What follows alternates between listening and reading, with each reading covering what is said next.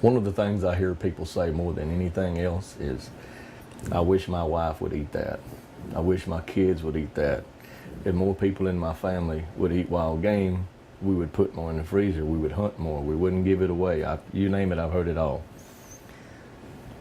All the years, I have been a hunting guide, an outfitter, a taxidermist, a meat processor, and Lord knows how many tons of wild game I've cooked over 20 plus years or so. I have learned a lot. And my goal here is to share everything I can with you and to kind of spread the word and pass it around. Because this kind of information takes a lot of years and a lot of time to obtain. So what we got here today is a pork shoulder off a wild hog, and we're gonna set it up for some pork barbecue. The first thing you need to do is trim all the big heavy fat. You can see more like an outer marbling type of layer on here. You want to leave some of that, but leave it thin, don't make it thick. The fat will render out, meaning it will dissolve and melt down into the meat, and you get more flavor and it'll be more tender. And you also don't ever want to take the bone out. Leave the bone in. It gives it more flavor. And another important thing is to age your meat. I like to keep it in an ice chest, ice down, for a minimum of 5 to 7 days, 8 or 9 days if you can do it. And it lets the fibers in that meat break down, and it makes it more tender and it gets more flavor, and it just cooks and eats so much better. If you drain the bloody water off every day or two, and that'll take a lot of the gamey taste out, especially like deer meat, moose, elk, or venison type meat. And the blood is what gives it the gamier wild taste, as people call it. So if you do that and just keep it iced down, it won't ruin on you in 8 or 9 days. So what I'm gonna do, first thing we need to do once you trim all the fat, is you need to dry it. Some paper towels, and just dry the meat off. And what I like to do is an injection, and I mix me up some apple cider vinegar, just a little bit, and some apple juice, and a little salt, pepper, and garlic powder. That makes a good basic injection for just about anything. That's really good on pork. What you want to do, it does not matter where you put this thing in, you want to pump all of that into there that you can get. Sprung a leak there, and just pump it up. And the apple juice and the salt, pepper, and garlic powder obviously adds flavor to the meat and the apple juice, but that apple cider vinegar will help tenderize that meat. Vinegar is a really good thing to have in your injection, as long as you don't put too much of it in there. You want to pump all this in there that you can get, and it'll also help retain moisture into that meat, not just give it flavor. It'll take a few minutes here to get all this in there, but I got plenty of time. How about you?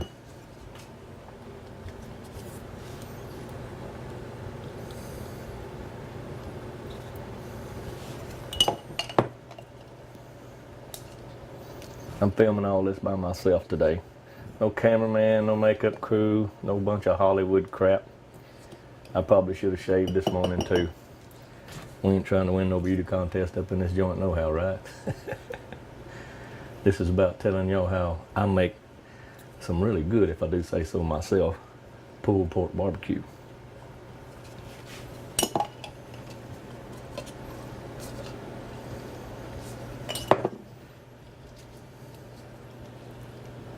All right, starting to run out a little bit.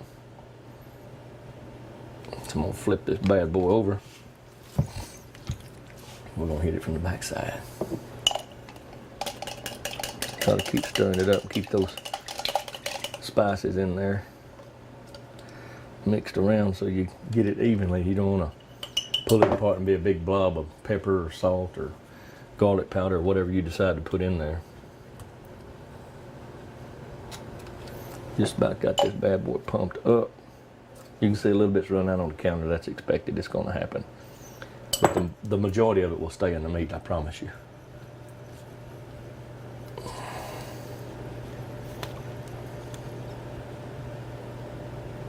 There we go. All right, I'm going to get some on this tip back here.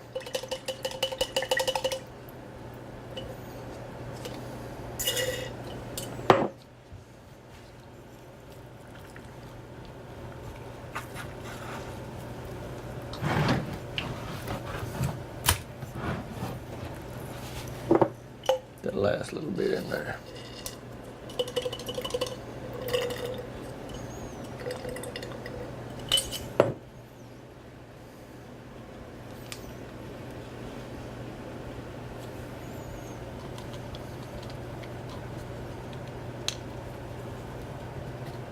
All right, there's that.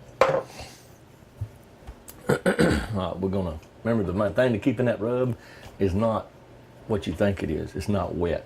That meat's dry, that rub will stick better. But I'm gonna show you another little secret I do. I've never told anybody. But you're going to have to bear with me for a minute because I forgot to put it on the shelf or the counter. Be right back. Told you I'd be right back. Here's my secret ingredient. Pure maple syrup. Make sure it's pure, not the pancake syrup mess, because it has like corn and all kinds of crap in it you don't want on your meat. That stuff's made specifically for pancakes and waffles and that kind of stuff. This is pure maple syrup. It don't matter, generic brand, whatever you can get, cheapest one, it don't matter. I said you want to make sure that meat is completely dry. So here we go. Put a good layer, thin coat. It'll help your rub stick better, and it'll give the meat a little bit more of a sweet flavor. Sweet is really good for chicken or pork. I try not to put too much of a sweet kind of a taste on beef or venison, deer meat kind of stuff. It just don't complement the meat really well, but it really does with pork and chicken. Makes it pretty good eating. And plus, you let that rub set for a little while, and the salt in the rub pulls all the moisture out of the meat up to the top, and it makes all those seasonings in the rub blend together, and it'll start soaking down in the meat. And the combination of the rub, spices, and the syrup will cause that real pretty caramelization, like a glaze on top of the meat. It holds a lot of flavor. All right, we got enough on that. This is my Hardcore Outdoors Hickory Barbecue Rub. You can see it's not in the right container. I've got a huge load shipment, whatever you want to call it, coming in multiple cases. So it's my recipe, so I had to mix me some up in the kitchen this morning to do that. And by the way, this, like I said, which ain't no movie set stuff. This is really my kitchen. This is the way I do it every day. So anyway, don't be sparing with this rub. Pour it to it, man. That's the secret to the whole thing, is the rub.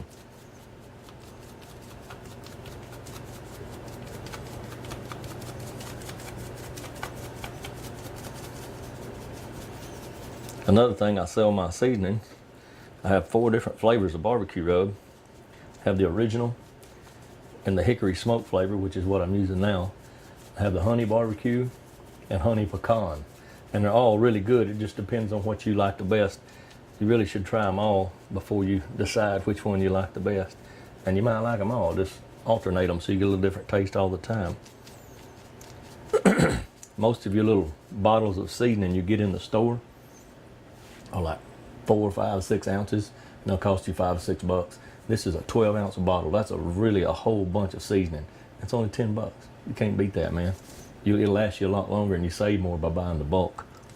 So I try to pass on all the information that I have learned over the years that I can, and I also want to save you some money.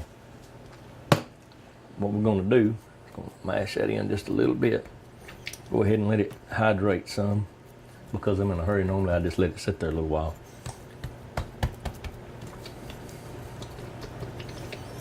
All right. Ain't that pretty? See what that does to that meat? Turn it over gently. We're gonna do the same thing to this side.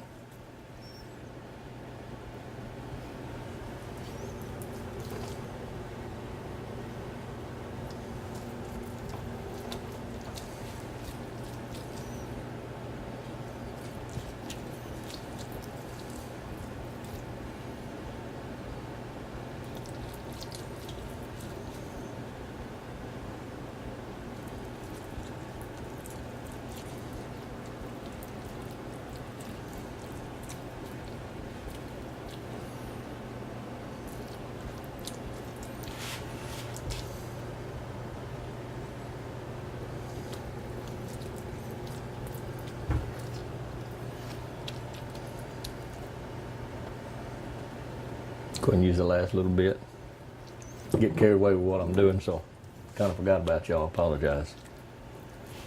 All right, we got that done. Gonna have a mess clean up after this, but it'll be all good. Be worth it in the end when you get this bad boy off that smoker.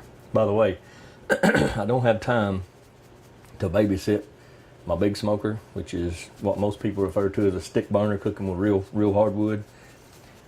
So I'm using my pellet smoker today, which is also really awesome, and it's time saving because if you're busy, you can just set the temperature and just check it every hour or so, and don't be opening your smoker anymore than you have to. If you're looking, you ain't cooking.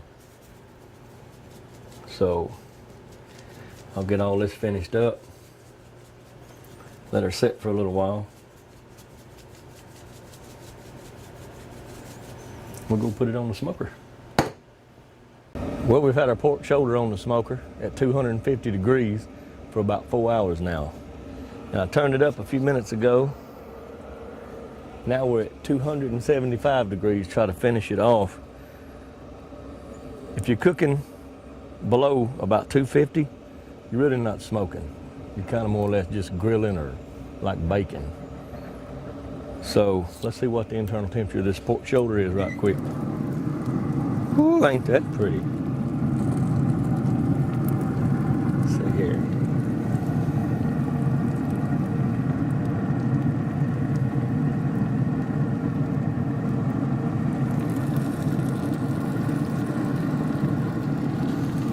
$136 degrees. I think we can live with that. We need to get about 40 more degrees on that internal temperature to get it just right. I'm gonna turn this thing over so it don't overcook on the bottom side at all. It probably shouldn't, but it's just safe to do that. We'll check on it again in a little while. All right, y'all, we back. We've had a wild hog pork shoulder on this smoker about 6 hours, maybe a little longer. And I cooked it the first 4 to 4.5 hours at 250 degrees.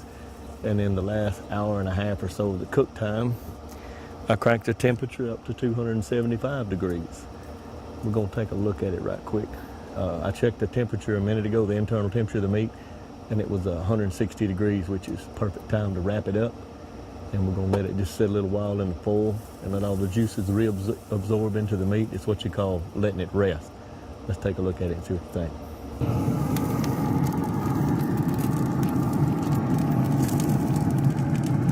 Man, look at that. Sure is pretty, ain't it? As good as that meat looks, I promise you it's gonna eat even better. Well, we finally got our pork shoulder smoked and got it all done. As you saw earlier, we cooked it for about 7 to 7.5 hours total cook time at 250 degrees for about the first 4.5 or 5 hours. And I bumped the temperature up to 275 degrees for the rest of the cook. And then about the last 30 or 40 minutes, I wrapped it in foil to let all the juices redistribute themselves through the meat. This thing is really tender. It's going to be really good. Something I forgot to show you while I was cooking. This is something I do. This is just a bottle, a spray bottle that I keep pure apple juice in. And all during the cook time, every time I don't open the cooker very often, every couple of hours to check it. Like I said earlier, if you're looking, you ain't cooking, and that makes a whole lot of sense if you think about it. So whenever I do open the smoker to look, I spray a little bit of this apple juice on it just to kind of help rehydrate, and it maintains that sweet taste on the outside of what you call the bark. And I forgot to show you, but the thing is, I used to go to Walmart and get these little cheap sprayers for $1 or $2. They ain't worth crap, man. They don't last very long. They start leaking around the head and stuff. That one there is actually, you can buy it like a feed store or somewhere. I bought this one at Tractor Supply. People use them for mixing up spray the horses for horse flies. These things are heavy duty industrial type spray bottles, so they'll last you a long time. Anyway, I'm gonna show you a little close-up view of this, and then I'm gonna come back over here and we're gonna pull it.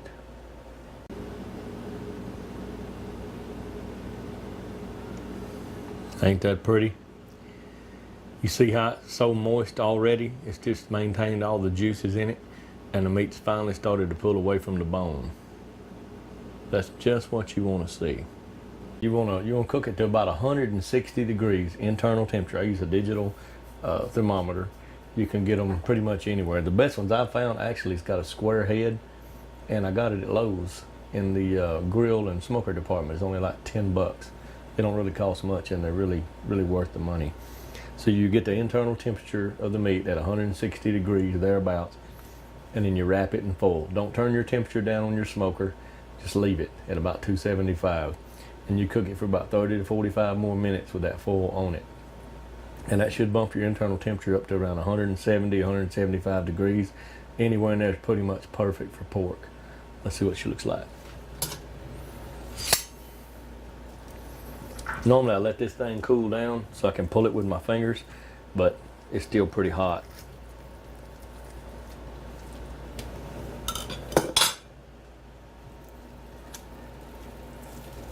Look at that. See how that pulls away so easy? Good stuff, man. You just pull it off in big chunks, and you pull it in shreds. And that's why they call it pulled pork. Or you can pull it off and lay it on your cutting board. Take a meat cleaver and chop it up and make chopped barbecue. Whatever you want. Any way you choose to do it, this is good stuff. I hope y'all enjoyed it. Get on my Hardcore Outdoors Facebook page. Email me, scott@hardcoreoutdoors.com. Let me know what you think about it. And happy smoking.